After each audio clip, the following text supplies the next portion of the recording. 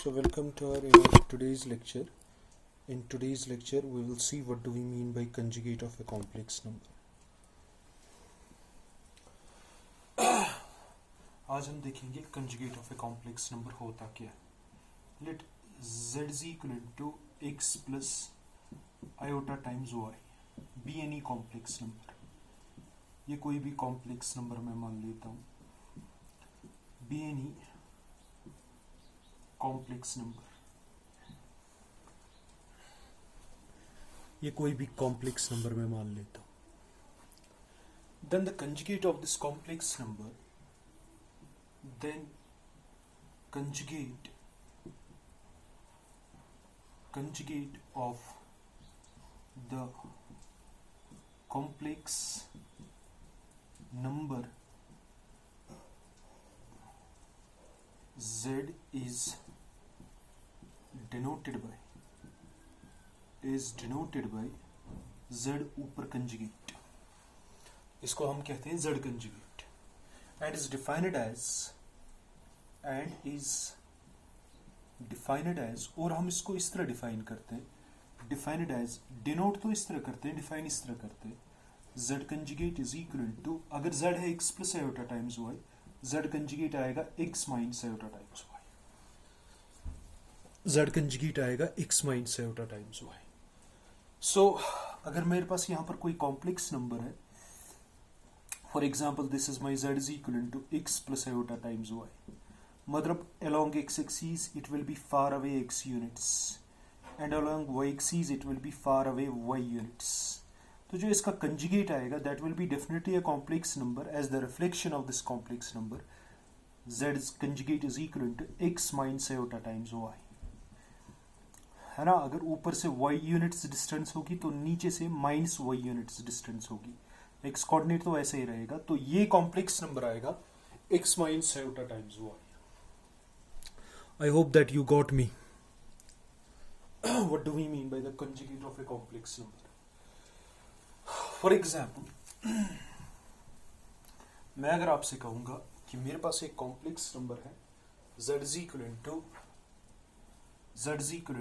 2 plus 3 iota. इसका जो conjugate आएगा it will be equivalent to 2 minus 3 iota. Imaginary part के सामने sign change करनी है. Likewise अगर मैं कह रहा हूँ z is equivalent to 4 minus 5 iota, z is equivalent to 4 minus 5 iota, तो इसका जो conjugate आएगा it will be equivalent to 4 plus 5 iota. Imaginary part के सामने आपको sign change करनी है. If it is minus you make it plus, if it is plus you make it minus. So it's like that.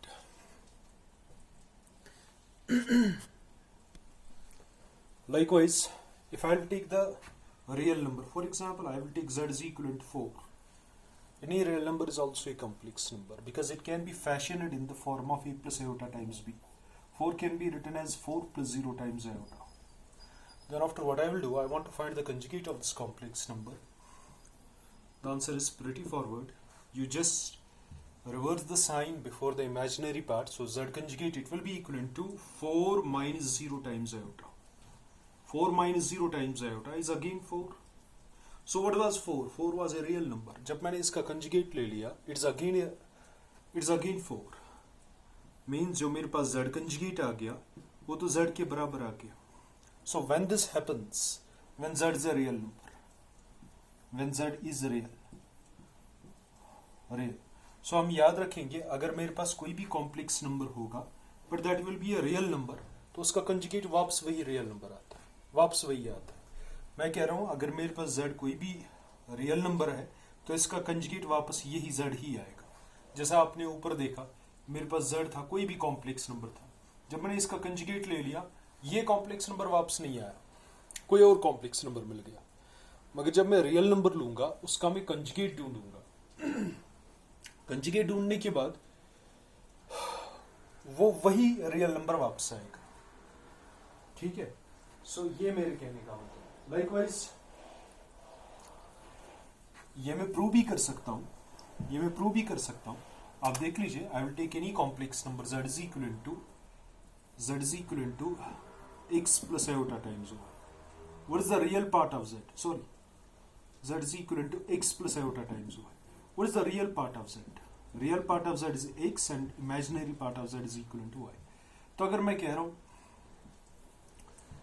Real part of z is equivalent to x, मैं कह रहा हूं अगर मेरे पास z कंजुगेट आएगा z के बराबर, देन z होगा रियल नंबर, मतलब ये x ही आएगा. z का कंजुगेट क्या आएगा? x minus iota times y, वो मैंने z कंजुगेट के बदले लिखा. z का वैल्यू क्या आएगा? x plus iota times y. x और x चला जाएगा. I will get minus iota times y is equal to iota times y. So what does this mean? ये जो minus iota times y है, यहां पर ये जाएगा plus iota times y. Plus iota times y plus iota times y. That implies 0 तो मैं अपनी जगह लिखूंगा iota y. That's 2 iota y. 2 iota उठेगा और 0 के साथ चला जाएगा, मेरा y 0 बनेगा. सो जब मैं इस कॉम्प्लेक्स नंबर में y का वैल्यू 0 डालूंगा, मेरा z आएगा x. मीन्स ये प्योर रियल नंबर आएगा. कब प्योर रियल नंबर आएगा? जब इसका कंजुगेट इसी के बराबर होगा. सो अगर मैं कह रहा हूं कि मेरे पास कोई कॉम्प्लेक्स नंबर है z और इसका कंजुगेट इसी के बराबर है, then this does imply that z is a pure real number. ये एक प्योर रियल नंबर होता है. z is a pure real number. Likewise अब अगर मैं कहूंगा, फॉर एग्जाम्पल, अब अगर मैं कहूंगा कोई भी कॉम्प्लेक्स नंबर मैं लूंगा, उसका मैं कंजुगेट लूंगा और वो माइनस z के बराबर आएगा, then z is a pure imaginary number. अब देख लीजिए किस तरह. Let me take z is equal to x minus iota times y, x plus iota times y. Minus iota y भी ले सकते हैं, इसमें क्या प्रॉब्लम है? हाँ, देयरफॉर जो इसका कंजुगेट आएगा, हाँ तो ये है, तो मैं इस एक्सप्रेशन को देखूंगा. z कंजुगेट क्या आएगा? That will be equal to x minus iota times y.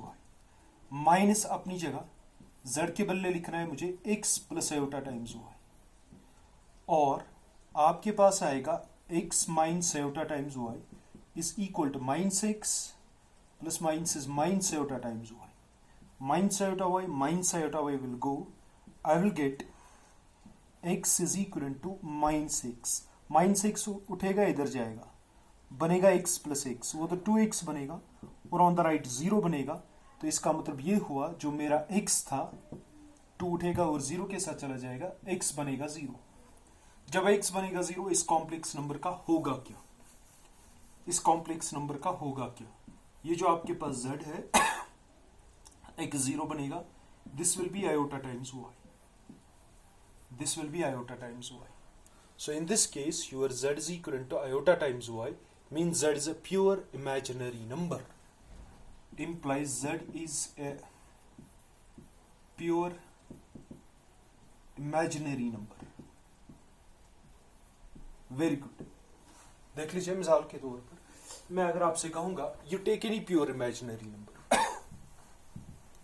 For example, अगर मैं कोई भी प्योर इमेजिनरी नंबर लेता हूं, z is equal to 2 iota, क्या मैं 2 आयोटा को नहीं लिख सकता हूं 0 minus 2 iota, 0 plus 2 iota? Therefore अगर मैं आपसे कहूंगा व्हाट इज z कंजुगेट, आप कहेंगे sir 0 minus 2 iota. 0 minus 2 iota हो गया माइनस 2 आयोटा. माइनस मैं अपनी जगह लिखूंगा, इस 2 आयोटा के बदले आप लिखेंगे क्या? That is my z. तो आपको नहीं लग रहा है z कंजुगेट इज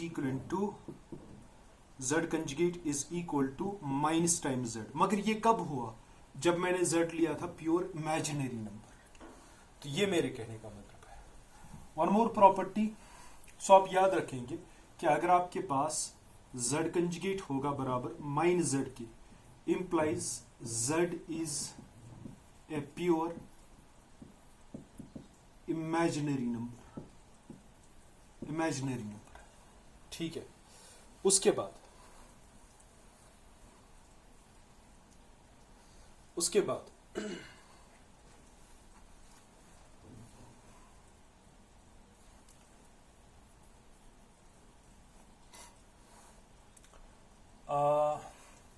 अगर मैं कोई भी कॉम्प्लेक्स नंबर लूंगा उसका मैं डबल कंजुगेट लूंगा, वो वही कॉम्प्लेक्स नंबर वापस आएगा. Do you agree? This one more property of the conjugate.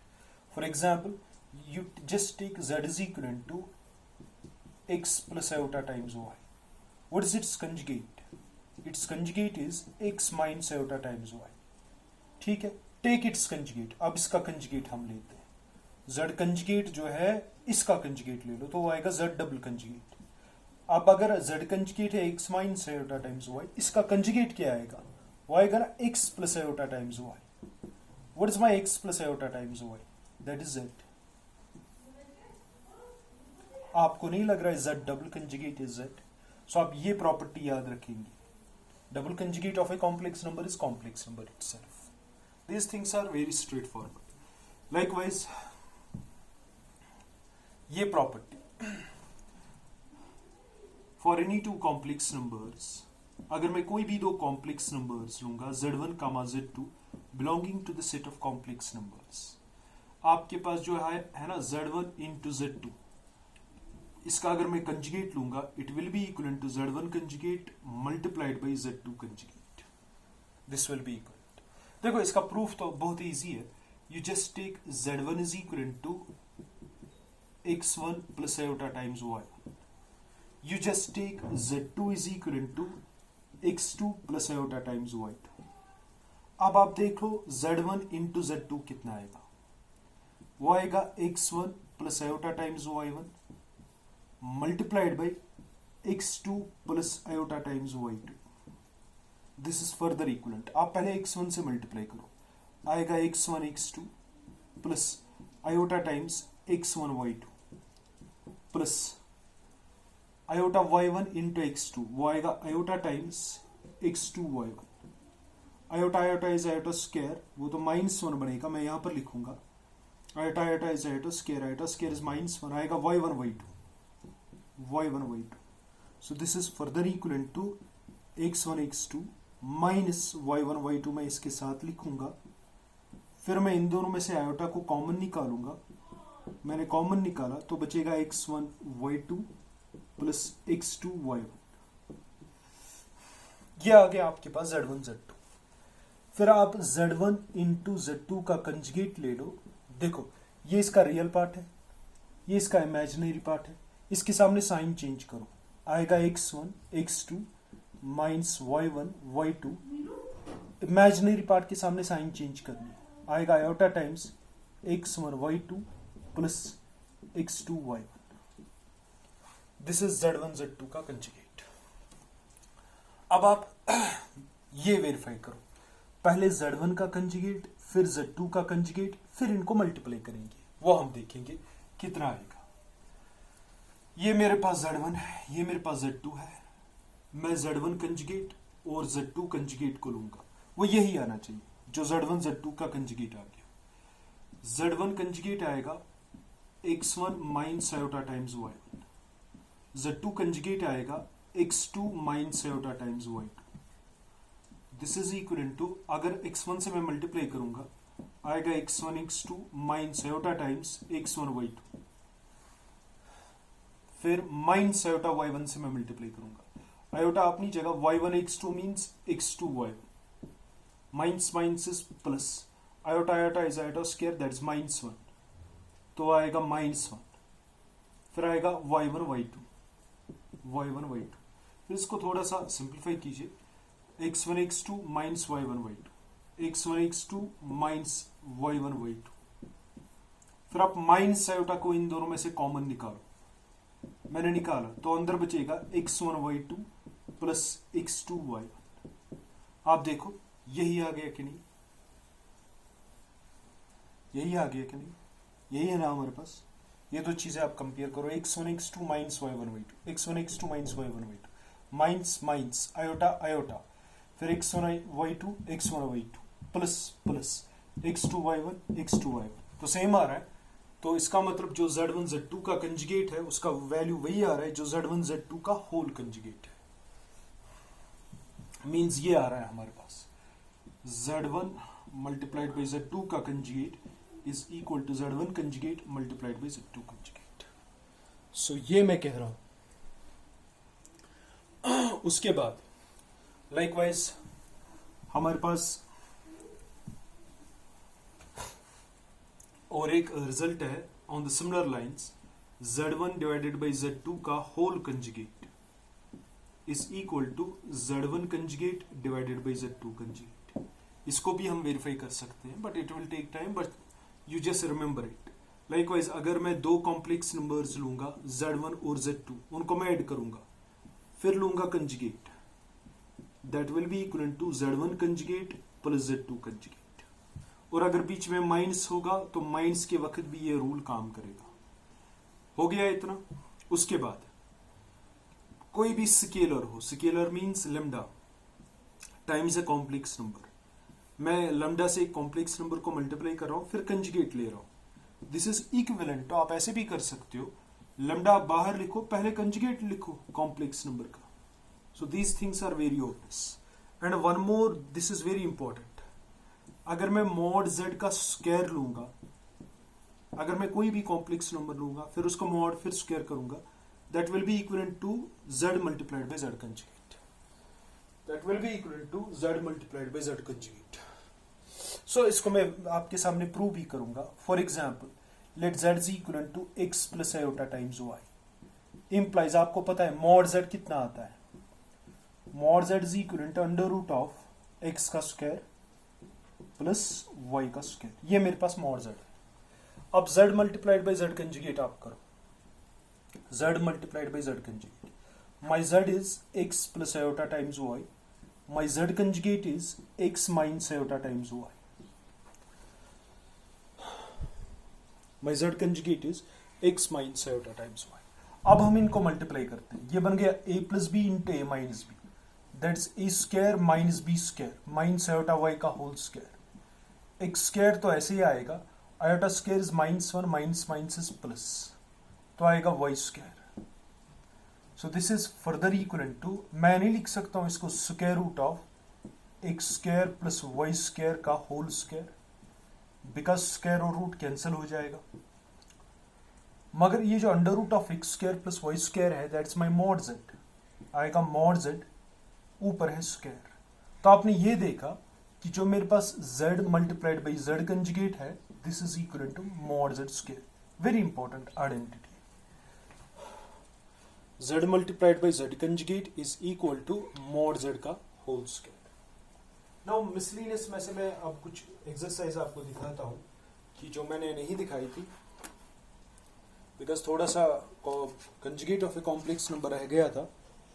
तो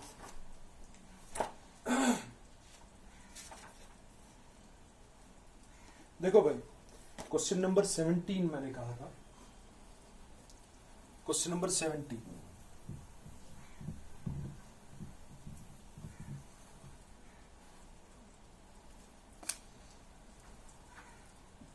question number 17 states that if alpha and beta are complex numbers, you are given that alpha comma beta are different complex numbers.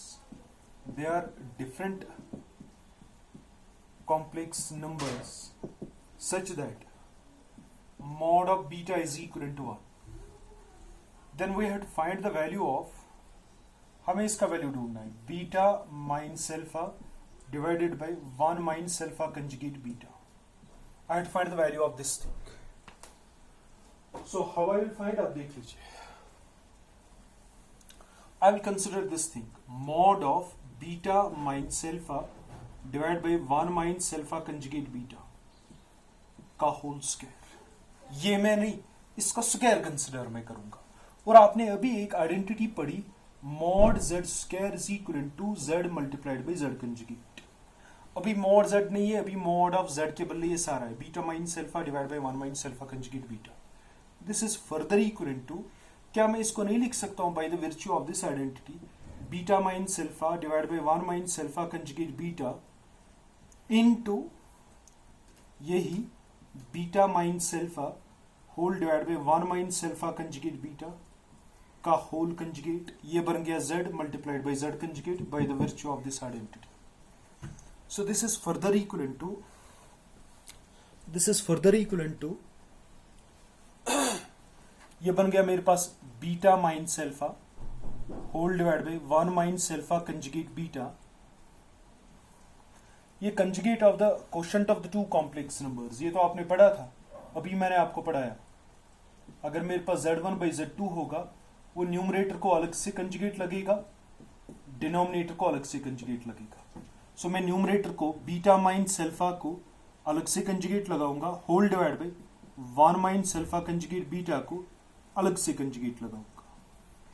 So this is further equivalent to beta minus alpha whole divide by 1 minus alpha conjugate beta, वो मैंने ऐसे लिखा।